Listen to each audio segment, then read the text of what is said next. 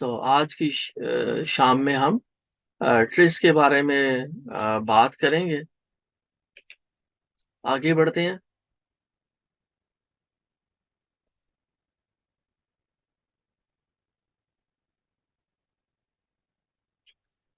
कुछ कोटेशंस आप अहबाब की नज़र कि हमारे तालीमी निज़ाम का ये कुछ चैलेंज सा महसूस होता है कि जिसमें मुख्तलिफ लोग जिनका टैलेंट डिफरेंट होता है, लेकिन उनको टीचर्स के लिए एक लिमिटेशन है, कंस्ट्रेंट है कि उन्हें एक तरह का ही क्विज या असाइनमेंट और या कोई और एग्ज़ाम वो देना पड़ता है। लेकिन बहरहाल यही खूबसूरती है कि हर बंदे का टैलेंट डिफरेंट है, जैसा कि हर बंदे की शख्सियत फ़र्क होती है। तो इन कोटेशंस को देखने के बाद जी यहाँ मैं अल्लाह की ज़ात का भी मशकूर हूँ और अपने मेंटोर्स का भी, कि जिन्होंने मुझे मुख्तलिफ मौक़ों पे मुख्तलिफ टॉपिक्स पे बोलने के लिए प्लेटफ़ॉर्म्स मुहैया किए। तो यहाँ सर आज की शाम में हम ट्रेस की बात करेंगे, इनोवेशन की, क्रिएटिविटी की, प्रॉब्लम सॉल्विंग की। तो इस स्लाइड में पहला यही एक बड़ा क्वेश्चन पूछा गया है कि क्या हम सब लोग इनोवेटिव होना चाहते हैं? बिल्कुल जनाब। ये अब चाहे स्टीव जॉब्स हों, जो हमारे लिए मुख्तलिफ टेक्नोलॉजीज इंट्रोड्यूस करते रहे हैं, और एप्पल एक जाना माना नाम है हम सब के लिए। You can't ask customers what they want and then try to give that to them. By the time you get it built, they'll want something new. तो ये सर इनोवेशन क्रिएटिविटी के पैराडाइम में एक बड़ी अहम बात है कि ये इनोवेटर्स को, इंजीनियर्स को, एंटरप्रेन्योर्स को देखना है कि वो अपने कस्टमर्स की नीड को आइडेंटिफाई करें और उन्हें फिर फुलफिल करें। तो इसी तरह everybody is talking about two words: innovation and emerging markets, and there is no exception. If a company is not innovative today, it will soon be left behind by others. और ये sir जाहिर है, हकीकत है। The best way to predict is to create it, और if you can dream it, you can do it. तो ये मुख्तलिफ जो एंटरप्रेन्योर्स, इनोवेटर्स जिन्हें हम सब जानते हैं, वो ज़ाहिर है इनोवेशन और क्रिएटिविटी को यूं मुख्तलिफ अल्फाज का उन्होंने जामा पहनाया।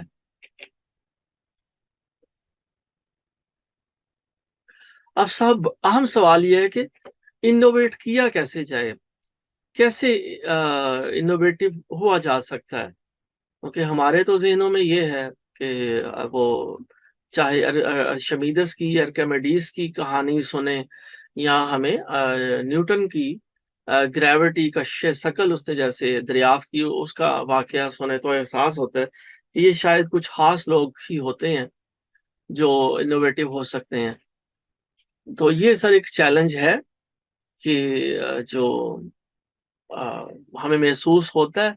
लेकिन बहरहाल एक और एंगल, एक और थीसिस ये भी है कि इनोवेशन इज जो प्रोसेस है, ये स्टार्ट होता है किसी एक प्रॉब्लम से, और उस प्रॉब्लम को जब बंदा फेस करता है तो फिर उसके लिए मुख्तलिफ स्ट्रेटजीज यूज करता है और अल्टीमेटली उस प्रॉब्लम को सॉल्व करने की कोशिश करता है। तो ये ज़ाहिर है अज़ल से यही तरीका कार है जी। इनोवेशन एक प्रोसेस है और इस प्रोसेस का हमें हिस्सा बनना है। नेक्स्ट स्लाइड में जी हम देख रहे हैं कि अगरचे इनोवेशन के प्रोसेस का हम सब एक पार्ट बनना चाहते हैं, लेकिन एक बड़ा सेमिनल पेपर है जी 1997 का कि इनोवेशन प्रोसेस रिस्की है। और यहाँ ये एक यूनिवर्सल प्रोडक्ट कर्व बताई गई है कि आप आगाज करते हैं मुख्तलिफ प्रॉब्लम्स को आइडेंटिफाई कर लेने के बाद, और उन्हें फिर आप इम्प्लीमेंट करने की, प्रोडक्ट डेवलप करने की कोशिश करते हैं। लेकिन यूनिवर्सल प्रोडक्ट कर्व हमें ये बताती है कि हज़ार हो प्रॉब्लम्स को, आइडियाज़ को जब एक्सप्लोर किया जाए, तो कमर्शियल सक्सेस सिर्फ एक आइडिया होता है। और ज़ाहिर है सर ये एक हकीकत है, ये हमें अपने इर्द-गिर्द भी नज़र आता है कि अगरचे तमाम लोग एंटरप्रेन्योर बनना चाहते हैं, इनोवेटिव होना चाहते हैं, लेकिन कमर्शियल सक्सेस बहुत कम लोगों को नसीब होती है, और शुमार स्टार्टअप्स फेल हो जाते हैं। वजूहात ज़ाहिर है डिफरेंट हो सकती हैं, लेकिन ये एक सर बड़ी हकीकत है। बहरहाल अब ये रिस्क तो हमें लेना है कि इनोवेटिव होना है और क्रिएटिव प्रॉब्लम सॉल्विंग हमें करनी है। तो सवाल यही पैदा होते हैं कि हम इस रिस्क को किस तरह कम करें और जो सक्सेस का मार्जिन है उसे बढ़ाएं और खुद इंश्योर करें कि हम सक्सेसफुल हों। तो ये इनोवेशन प्रोसेस की अगर हम एफिशिएंसी को इंक्रीज कर सकें और ये जान सकें कि जैसा प्रॉब्लम हमें फेस करना पड़ रहा है, क्या ऑलरेडी किसी ने ये फेस किया और उसने ये प्रॉब्लम रिजॉल्व किया और किस टूल या किस टेक्नोलॉजी से। तो ये सवाल जाहिर है हमें बहुत फायदा दे सकता है और इनोवेशन का जो प्रोसेस है वो एफिशिएंट हो सकता है। तो यहाँ सर जाहिर है TRIZ three inventive problem solving की बात हो रही है, तो ये टूल बड़ा इंपॉर्टेंट है, ये इफेक्टिव भी है, यहाँ रेपिटेशन भी है, रिजल्ट्स हमें मिल सकते हैं और ये स्केलेबल भी है। आगे बढ़ते हैं सर। अब सर इम्पोर्टेंट क्वेश्चन ये कि ट्रेस है क्या। तो ट्रेस बेसिकली जी एक रशियन फ्रेज है ट्रीज, और इंग्लिश में इसे theory of inventive problem solving के नाम से मौसूम किया जाता है। तो इन्वेंटिव क्या है, इन्वेंटिव प्रॉब्लम क्या होती है, नॉर्मल प्रॉब्लम क्या होती है, अभी आने वाली स्लाइड्स में हम देखते हैं। बहरहाल एक हकीकत की तरफ इशारा किया जा रहा है कि तमाम जो इनोवेशन होती हैं उनमें बेसिकली कुछ अहम प्रिंसिपल्स होते हैं, स्ट्रेटजीज होती हैं जो कि उन इनोवेशंस के पीछे कार फरमा होते हैं। आगे बढ़ते हैं सर। अब सर जैसा पिछले स्लाइड में ये बताया गया कि कुछ प्रॉब्लम्स नॉर्मल प्रॉब्लम्स हैं और उनके मुकाबले में कुछ इन्वेंटिव प्रॉब्लम्स हैं। तो हम सब एग्जांपल देखते हैं कि 1000 किलोग्राम अगर वजन हम एक टेबल पे डालें तो ज़ाहिर है वो टेबल कोलैप्स कर जाता है। उसकी रीजन स्ट्रेट फॉरवर्ड यही है कि उसकी टांगें, उसकी लेग्स इतनी स्ट्रांग नहीं है। प्लास्टिक का टेबल है, वो कोलैप्स कर गया, वो वजन को सहार ना सका। तो इस प्रॉब्लम को हम थोड़ा सा इस टेबल को जो किसकी प्लास्टिक की लेग्स हैं उन्हें मेटालिक लेग्स से अगर हम चेंज कर लें तो ये प्रॉब्लम हमारा सॉल्व हो जाता है। और डेली लाइफ में इंसान ऐसे बीसियों प्रॉब्लम्स को सॉल्व करता है। तो ये एक नॉर्मल प्रॉब्लम है। आगे बढ़ते हैं सर। एक एग्जांपल हमने देख ली नॉर्मल प्रॉब्लम की। अब सर चैलेंज ये है कि अगर इस टेबल को जिसकी प्लास्टिक की लेग्स को हमने मेटालिक लेग्स से रिप्लेस किया, वो बहुत हैवी हो गया।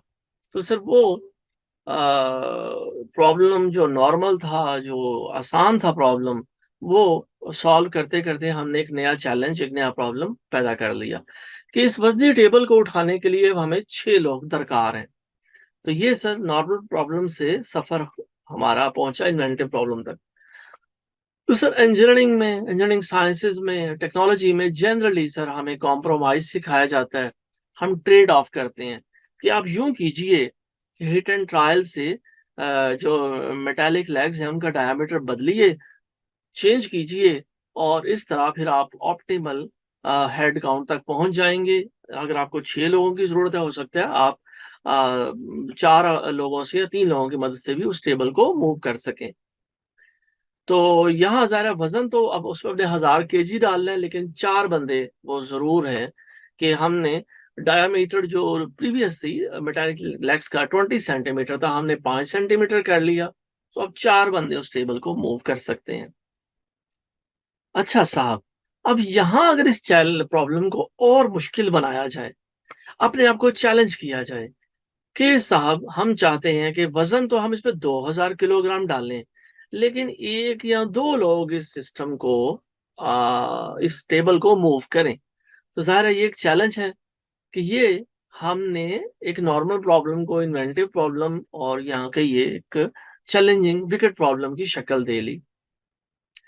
तो सर जनरली क्या करते हैं हम सर कि इन्वेंटिव प्रॉब्लम से हम कॉन्ट्राडिक्शन को रिजॉल्व करते हैं कि जो लेग्स अगर मेटालिक हों तो टेबल की स्ट्रेंथ तो बढ़ जाती है जनाबे अली, लेकिन वजन जब उस टेबल का ज्यादा हो जाएगा वो हमारे लिए एक मुश्किल पैदा करेगा। तो ट्रेस का जो फोकस है theory of inventive problem solving का, वो इन इन्वेंटिव प्रॉब्लम्स को सॉल्व करने पे है। और जैसा कि चाइनीज सेइंग है जी, एक पिक्चर इज वर्थ 1000 और 10,000 वर्ड्स। तो यहाँ एक ग्राफ की शक्ल में, इन्फोग्राफिक्स की शक्ल में बताया गया है कि साहब अगर हम उसकी जो स्ट्रेंथ है उसको बढ़ाने का सोचें तो ज़ाहिर है वेट प्रॉब्लम बन जाता है। ठीक है जी, आप स्ट्रेंथ अगर बढ़ाते हैं तो वेट प्रॉब्लम बन जाता है।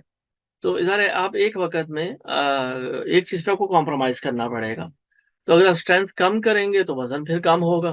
तो जनरली ज़ाहिर है कि ये ट्रेड ऑफ या कॉम्प्रोमाइज़ हमें करना पड़ता है। लेकिन ट्रेस का फ़ोकस सर ट्रेड ऑफ करना या कॉम्प्रोमाइज़ करना नहीं। ट्रेस बेसिकली एक आइडियल स्टेट की तलाश में होती है कि जहाँ आपको स्ट्रेंथ भी रीज़नेबल अवेलेबल हो और उस चीज़ का वज़न, उस टेबल का वज़न जो एग्ज़ाम्पल हम डिस्कस कर रहे हैं वो भी लाइट वेट हो। तो आगे बढ़ते हैं, देखते हैं जी इस इन्वेंटिव प्रॉब्लम के डोमेन में और मज़ीद क्या बताया जा रहा है कि ट्रेस सर जो जनरली हमारा ओपिनियन है कि ये जैसा मैंने कुछ देर कबल भी आपकी खिदमत में अर्ज़ किया कि आर्किमिडीज़ अर्शिमीदस का असूल अर्शिमीदस पढ़ाते हुए या कशिश शकल का कानून पढ़ाते हुए हमें बताया जाता है। तो जनरली ये हमारे ज़हन में ये चीज़ डेवलप होती है, ये परसेप्शन बनती है कि जो इनोवेशन है ये स्ट्रक्चर्ड नहीं हो सकती। ये कोई ट्रायल एंड एरर ही है और हमें इटरेशंस करनी पड़ेंगी और जो है तभी हम फिर इनोवेटिव हो सकते हैं। लेकिन ट्रेस जो है वो इस ट्रायल एंड एरर के अप्रोच को में जो हमें अटेम्प्ट्स करनी पड़ती हैं उन्हें कम करने में मदद देता है और हम जल्दी अपने सॉल्यूशन तक पहुंच सकते हैं। तो ये सर ट्रीज का बेसिकली क्या कहना चाहिए प्रेमिस है, ये इसका नजरिया है। मजीद ट्रेस क्यों ज़रूरी है जी कि trial and error problem solving approach बहुत अच्छी है एकेडेमिया में और इवन R&D लैब्स में ये ज़ाहिर है टेस्टेड और एक प्रूवन मेथोडोलॉजी है। लेकिन हमें इंडस्ट्रियल स्केल पर सर एक स्ट्रक्चर्ड और सिस्टमैटिक प्रॉब्लम सॉल्विंग अप्रोच की बड़ी ज़रूरत है कि जहां हम इनोवेशन प्रोसेस की इवन स्पीड भी बढ़ा सकें और वो एफिशिएंट भी हो। तो बहरहाल ट्रायल एंड एरर के अप्रोच के ज़िमन में हम यहाँ एग्जांपल कोट कर रहे हैं, किसी एक्सपर्ट्स बताते हैं कि थॉमस एल्वा एडिसन जिसको हम ज़ाहिर है बड़ा बहुत जो है बहुत बड़ा मोजिद मानते हैं कि हज़ारों उन्होंने इजादात की और ये कोटेशन भी उनसे हम रिलेट करते हैं कि जीनियस जो होता है वो 1% इंस्पिरेशन होता है, बाकी 99% वो पसीना और मेहनत और जो है ना प्रेस्पिरेशन होता है। तो यहाँ जो बल्ब की एक एग्जांपल कोट की जाती है कि जो उन्होंने वो फिर इलेक्ट्रिक बल्ब बनाया, उसके लिए बताया जा रहा है कि सर उन्होंने 1200 एक्सपेरिमेंट किए और उनके पास रिसर्चर्स की एक आर्मी थी और उनके पास एक ह्यूज बजट था जो उन्होंने स्पेंड किया और अल्टीमेटली उन्होंने ये इसमें कामयाब हुए। लेकिन यहाँ हमारे लिए कि हमारे जैसे मुल्कों के लिए कि जहाँ हमारे पास ज़ाहिर है इतना बड़ा R&D का बजट अवेलेबल नहीं, उनके लिए ज़ाहिर है ये सब चैलेंज है। तो बहरअसल ट्रीज एक्रोनिम है, एक रशियन बॉडी ऑफ नॉलेज है और ये सिस्टमैटिक प्रॉब्लम सॉल्विंग अप्रोच है, डेटा पे लॉजिक पे बेस करता है, इंट्यूशन पे या स्पॉन्टेनियस क्रिएटिविटी पे बेस नहीं करता इंडिविजुअल्स की। और ये जो रशियन इंजीनियर थे हेनरी कैल्शुलर उनकी और उनके रुफका की सारी मेहनत है कि उन्होंने पैटर्न्स को स्टडी किया, प्रॉब्लम्स को स्टडी किया और उसके बाद उन्होंने क्लासीफाई किया उनको, उनके सॉल्यूशंस को कोडिफाई किया और ये ज़ाहिर है ट्रेस पढ़ने की ज़रूरत और हम सबको यूँ है कि हम सब अपनी जो इनोवेशन की एबिलिटीज़ हैं उन्हें बढ़ा सकते हैं। आगे बढ़ते हैं साहब। की डिस्कवरीज इसकी जिक्र करते चलें जी। तो उन्होंने पेटेंट्स को स्टडी किया और उन पेटेंट्स में उन्होंने आइडेंटिफाई किया कि तकरीबन ये जो 40,000 पेटेंट्स थे ये वाकई इन्वेंटिव थे, इनमें बहुत अच्छी इनोवेशन हुई और उन्होंने ये 3 बड़ी डिस्कवरीज की। माजरत कि उन्होंने नंबर 1 डिस्कवरी थी सर के जो प्रॉब्लम्स और सॉल्यूशंस जो हैं मुख्तलिफ इंडस्ट्रीज और साइंसेज में रिपीट होते हैं। आने वाली स्लाइड्स पे हम इस आइडिया को मजीद एक्सप्लोर करेंगे और साहब यहाँ 14 इन्वेंटिव प्रिंसिपल्स वजूद में आए और पैटर्न्स ऑफ जो टेक्निकल एवोल्यूशन है वो भी रिपीट होते हैं जो इंडस्ट्रीज और साइंसेज के माबैन और टेक्नोलॉजिकल ट्रेंड्स जो है वो इवॉल्व करते हैं एक सिस्टम की टेक्निकल सिस्टम की एक जनरेशन से दूसरी जनरेशन तक। और साहब नंबर 3 जो डिस्कवरी है वो बहुत ही रिमार्केबल है कि इनोवेशंस जो होती हैं वो साइंटिफिक इफेक्ट्स यूज करती हैं आउटसाइड द फील्ड जहां ओरिजिनल वो प्रॉब्लम पैदा होते हैं। तो scientific effects can be used to solve problems in unique ways. तो ये सर बहुत बड़ी जो डिस्कवरी थी, मैं समझता हूँ कि इसे यकीनन आप भी अप्रिशिएट करेंगे और आने वाली स्लाइड्स में हम इसे मजीद एक्सप्लोर करते हैं। सर नेक्स्ट स्लाइड में बताया जा रहा है कि बेशुमार बिल्कुल ये नहीं कहा जा सकता कि सिर्फ इनोवेशन का या क्रिएटिविटी का प्रॉब्लम सॉल्विंग का एक ही तरीका है। ट्रेस बेशुमार तरीके हैं। नंबर 1 जो हमने यूनिवर्सिटीज में R&D लैब्स में हम देखते हैं ट्रायल एंड एरर अप्रोच, उसका सर चैलेंज ये कि ये डाइवर्जेंट है। जरूरी नहीं कि आप अपने सोल्यूशन तक फौरी पहुंच पाए। स्ट्रक्चर्ड वेज नो डाउट हैं और वो सर जो है ब्रेनस्टॉर्मिंग है, चेकलिस्ट है, ये अप्रोचेज हैं, लेकिन स्टिल इनका चैलेंज है ये भी डाइवर्जेंट है। लेकिन सर ट्रिज और ट्रिज के टूल्स उसके बारे में कहा जाता है कि ये कन्वर्जेंट है। यहाँ अगर आप मेहनत करेंगे, अपने प्रॉब्लम को अच्छी तरह आइडेंटिफाई करेंगे, उसे एक्सप्लेन करेंगे, तो इंशाल्लाह ताला आपको सोल्यूशन तक आप जल्दी पहुंच पाएंगे यूजिंग ट्रिज टूल्स। तो सर यही ट्रिज का हाइपोथेसिस है कि कुछ जनरल प्रिंसिपल्स हैं कि क्रिएटिविटी के जो कि बेस करते हैं हर इनोवेशन के पीछे। अगर इनको आइडेंटिफाई किया जाए, कोडिफाई किया जाए और लोगों को इस तरफ इनकी तवज्जो दिलाई जाए, तो जाहिर है जो क्रिएटिविटी और इनोवेशन हर बंदा कर सकता है। तो ये सर बहुत बड़ी रेवोल्यूशन है। और यहाँ सर यही जिक्र हो रहा है, मेरी भी पसंदीदा ये कोटेशन है कि somebody someone some place has already solved these problems or very similar to it। तो क्रिएटिविटी यही है सर कि ऑलरेडी किसी ने आप जैसा प्रॉब्लम सॉल्व की है। क्रिएटिविटी ये है कि आप उसके सॉल्यूशन को ढूंढें और उसके सॉल्यूशन को अपने पर्टिकुलर प्रॉब्लम के मुताबिक अडेप्ट करें। तो यहाँ सर मैसेज यही है कि कॉन्ट्राडिक्शंस को एक्सेप्ट मत करें, कॉम्प्रोमाइज पे हम ना जाएं, बल्कि उन कॉन्ट्राडिक्शंस को रिजॉल्व करें। आगे बढ़ते हैं साहब। तो ट्रेस सर एक एल्गोरिदमिक अप्रोच है और इसमें जाहिर है हम स्टेप बाय स्टेप चलते हैं इनोवेशन के सफर में। और ये जो पेटेंट्स रिसर्च स्टडी की थी अल्टशुलर ने उनके कोलीग से, ये उस पर बेस करता है। और प्रेमिस इसका सर बड़ा प्यारा, बड़ा अहम और जानदार है कि इनोवेशन का प्रोसेस सीखा जा सकता है। और यही आज की शाम में हमारा मैसेज भी यही है जी कि हर प्रॉब्लम का जो आंसर है वो इन ट्रिस के प्रिंसिपल्स में ढूंढा जा सकता है। और शुरू में ये इंजीनियर्स ने अगर ये बॉडी ऑफ नॉलेज क्रिएट किया, लेकिन अब जाहिर है जो ट्रिस के प्रिंसिपल्स हैं वो दूसरे डोमेन्स में भी, मैनेजमेंट और सोशल साइंसेज में भी वो यूज किए जा रहे हैं। आगे बढ़ते हैं।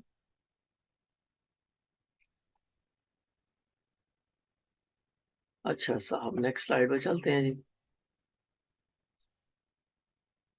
सर हमने जिक्र किया था जनाब अली के इसके जो डिस्कवरीज थी, तो उसके ज़िमन में पहली एग्जांपल अभी हम देखते हैं और आगे कुछ और एग्जांपल्स भी देखेंगे तो हमें रियलाइजेशन होगी कि ये ट्रिस के प्रिंसिपल्स कितने अहम हैं। कि सर हम किचन में अगर ये बेल पेपर काटते हैं तो हमें एक ज़रा नाइफ चाहिए और हम बड़े आराम से इसकी कोर को, इसके शेल को इसकी स्किन से अलग कर सकते हैं। लेकिन सर अगर मैं इंडस्ट्रियल स्केल पे ये हो कि हमें कोर को अलग करना है बेल पेपर के, तो फिर सर जाहिर है ये एक क्या कहना चाहिए, इन्वेंटिव प्रॉब्लम थोड़ा सा बन जाता है। इसके लिए सर पेटेंट करवाया गया 1945 में। तो पेटेंट यही था कि जी आप बेल पेपर्स के कोई कंटेनर में डालें और उसमें एयर को फोर्स करें और फिर एकदम से प्रेशर को रिड्यूस करें, तो जो बीज हैं और वो जो बेल पेपर की कोर है और उसका जो स्किन है वो अलग हो जाएंगे।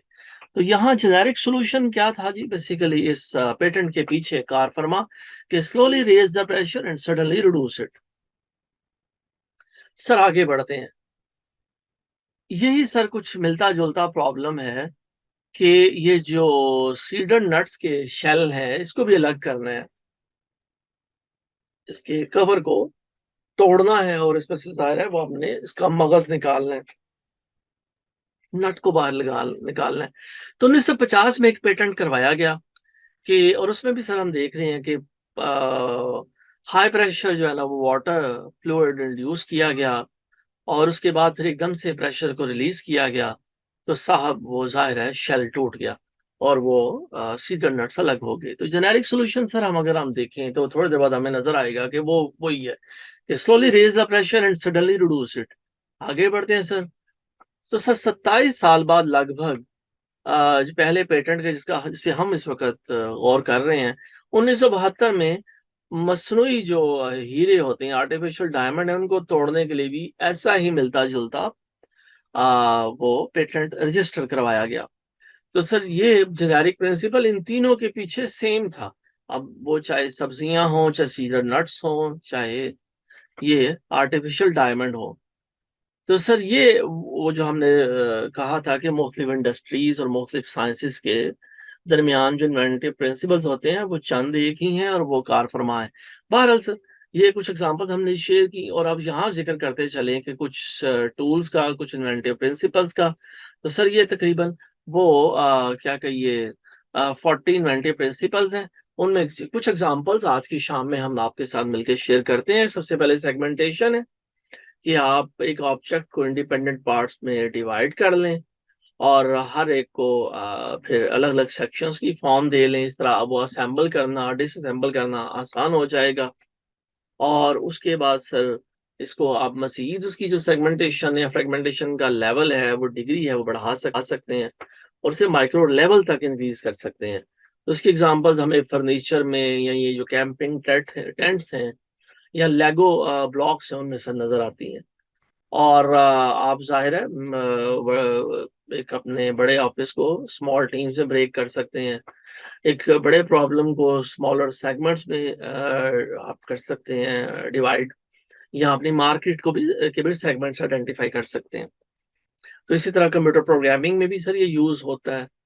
और सर ये कुछ एग्जांपल्स हम मुख्तलिफ डोमेन से आपके साथ शेयर कर रहे हैं और प्रिंसिपल सर इसके पीछे सेगमेंटेशन है।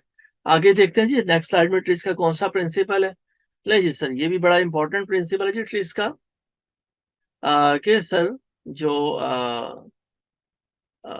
है नेस्टेड डॉल इसे कहते हैं जी। हम देखते हैं अक्सर कि इसमें एक ऑब्जेक्ट के अंदर दूसरा ऑब्जेक्ट रखा जाता है। तो इसमें जाहिर है हम वो कैविटी को इस्तेमाल करते हैं, चाहे वो स्टैकिंग कप्स हो या ट्राइपॉड स्टैंड हो या कार का एंटीना हो। तो store with in a store, ठीक है जी। और सर जो पावर पॉइंट प्रेजेंटेशन है वो आप वर्ड से बना लें। तो इस तरह से ये नेस्टेड डॉल का प्रिंसिपल आपको मुख्तलिफ जो है सॉफ्टवेयर और इन जो है डोमेन्स में नजर आएगा, चाहे वो लगेज बैग्स हो। इसी तरह से डायनामाइजेशन का प्रिंसिपल भी आप देखें, आपको अपने इर्द गिर्द कार फरमा नजर आएगा, चाहे आपके साइकिल का, बाइसिकल का चेन हो या मोटरसाइकिल का हो या ये टैंक का हो। तो आपको ये डायनामाइजेशन का प्रिंसिपल कहाँ कार फरमा नजर आएगा। तो सर ये वो कुछ 90 प्रिंसिपल्स की एग्जांपल्स ट्रेस के।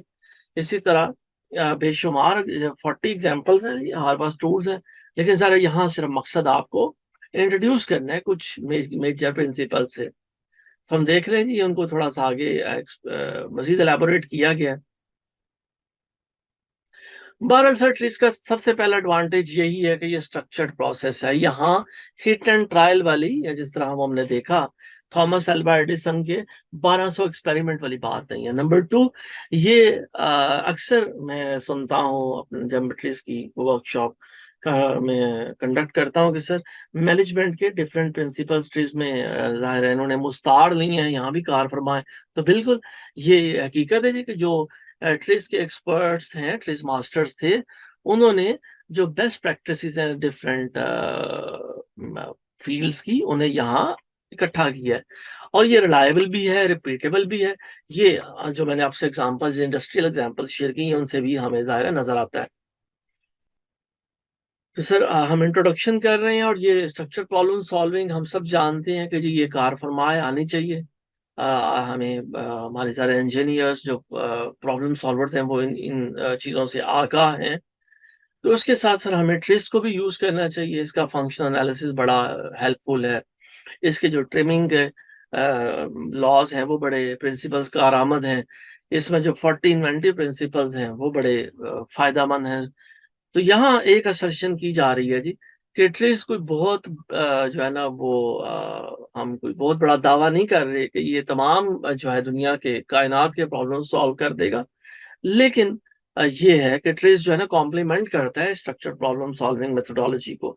और अगर हम ट्रेस को भी पढ़ें और इसके प्रिंसिपल से आगाही हासिल करें, तो स्ट्रक्चर प्रॉब्लम सॉल्विंग जो हमारी मेथोडोलॉजी है वो ज्यादा एफिशिएंट हो सकती है, और हम इनोवेटिव भी हो सकते हैं।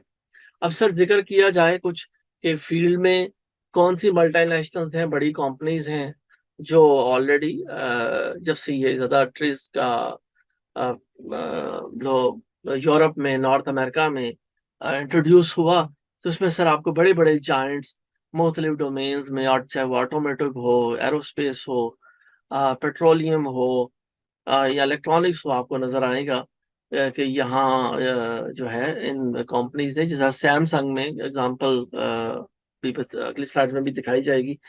तो ये हमारे लिए बड़ा इम्पोर्टेंट है कि सैमसंग में सर अगर आप ट्रेस पढ़ेंगे तो सैमसंग में आपको जॉब मिलेगी। तो जो है ना सैमसंग ने बहुत पैसा बनाया, बड़ी इनोवेशंस की, और बाकी भी कंपनीज का ज़रा जिक्र किया जा रहा है कि उन्होंने ट्रेस को इंट्रोड्यूस किया अपनी वर्क फोर्स के साथ। अब सर इख्तितामी लम्हात में ये एक सर सवाल ये जो है न्यू कमर्स पूछते हैं कि हम ट्रेस की इंटरनेशनल सर्टिफिकेशन करना चाहते हैं। तो सर जो इसका लेवल 1 जो प्रैक्टिशनर मॉड्यूल है वो 2 दिन का होता है। इसी तरह जो लेवल 2 है वो भी 2 दिन का है। लेवल 3 10 दिन का है। और जो लेवल 4 और 5 है ये तो सर जो है ट्रीज मास्टर्स के पास आपको उनके साथ काम करना होता है, और उनको साथ अपने रिसर्च अपने जो है ना वो शेयर करनी होती है, तब वो ये आपको वो अपनी बरादरी का हिस्सा बनाते हैं। तो बायोलिट्रीज लेवल 1 प्रैक्टिशनर 2 दिन का होता है। ये जाहिर है हम ईएमई कॉलेज नस्ट में और यूटी लाहौर में ये एक्टिविटी कर चुके हैं। और नेक्स्ट स्लाइड में भी इसी चीज़ को आइडेंटिफाई किया गया है कि आप जीरो नॉलेज से शुरू करेंगे। बेसिक नॉलेज जो आपको ज़ाहिर है इंटरनेट पे, गूगल पे, यूट्यूब पे अवेलेबल है, और उसके बाद 2 दिन का कोर्स करके आप लेवल 1 प्रैक्टिशनर बन सकते हैं। तो इसी तरह सर फिर लेवल 2 भी 2 दिन का है, लेवल 3 10 दिन का है, और इसी तरह उन्होंने पैरेलल में इसका इंस्ट्रक्टर लेवल्स भी डिफाइन किए हैं। तो ये मलेशियन ट्रीज एसोसिएशन और ज़ाहिर है इनकी जो हमारी जो पेरेंट ऑर्गेनाइजेशन है इंटरनेशनल, वो मार ट्रीज है जी। तो ये लेवल 1 में जो टूल्स बताए जाते हैं, लेवल 1 में, लेवल 2 में, लेवल 3 में सर उनका यहाँ जिक्र है। और यहाँ मेरे जूम बता रहा है कि थोड़ी देर में ये खत्म हो रहा है जी, तो हम भी बस इख्तितामी लम्हात की तरफ बढ़ रहे हैं जी कि आप को ट्रेन्स के इन प्रिंसिपल से आगाही हासिल करनी चाहिए, और ताकि हम आइंदा अपने मुल्क में अपनी जॉब्स पे इंडिविजुअली हम सब प्रोफेशनल्स इनोवेटिव हो सकें। तो तकरीबन 25 टूल्स हैं जी और ट्रेस के, और ये हमें पेटेंट सर्कमवेंशन में, फोरकास्टिंग में, फ्यूचर ट्रेंड्स की प्रॉब्लम सॉल्विंग में, जो क्रॉनिक विकेट प्रॉब्लम्स हैं उनमें हेल्पफुल है। और जो है प्रॉब्लम्स को पहले आइडेंटिफाई करना बहुत बहुत ज़रूरी होता है। हम अक्सर जिक्र करते हैं कि हमारे बुजुर्गों का, वालदा का, वालद का डॉक्टर साहब ने इलाज नहीं किया। तो वो ज़ाहिर है डॉक्टर साहब ने कोशिश तो की थी उनका इलाज करने की, मुख्तलिफ मुआलिजीन ने, बट वो ज़ाहिर है अक्सर चैलेंज वो यही होता है कि हमारे यहाँ तमाम एक्सपर्ट जो है वो प्रॉब्लम्स को डिफाइन करने पे, आइडेंटिफाई करने पे वक्त ज़्यादा सर्फ नहीं करते। तो सिक्स सिग्मा भी पढ़ना चाहिए, डिज़ाइन थिंकिंग भी, ये तमाम चीज़ें बड़ी ये टूल्स सीखने चाहिए। लेकिन जेनरिक अल्टशुलर के इस ज़ाहिर है कोटेशन पे, उसके मैसेज पे मैं इजाज़त चाहूँगा कि सर या तो आप इनलाइटनमेंट का अगले 100 साल तक इंतज़ार करते रहिए, या फिर आप सिक्स सिग्मा, डिज़ाइन थिंकिंग और उसके बाद theory of inventive problem solving के जो प्रिंसिपल्स हैं उन्हें सीखें और जल्द से जल्द अपने आप को इनोवेटिव और क्रिएटिव बनाएं। तो मैं सर आपकी जो है तवज्जो का आपकी आज की शाम में बड़ा मशकूर हूँ कि हमने यहाँ पे ट्रिप्स की बात की और हमने ट्रिप्स प्रिंसिपल्स को डिस्कस किया।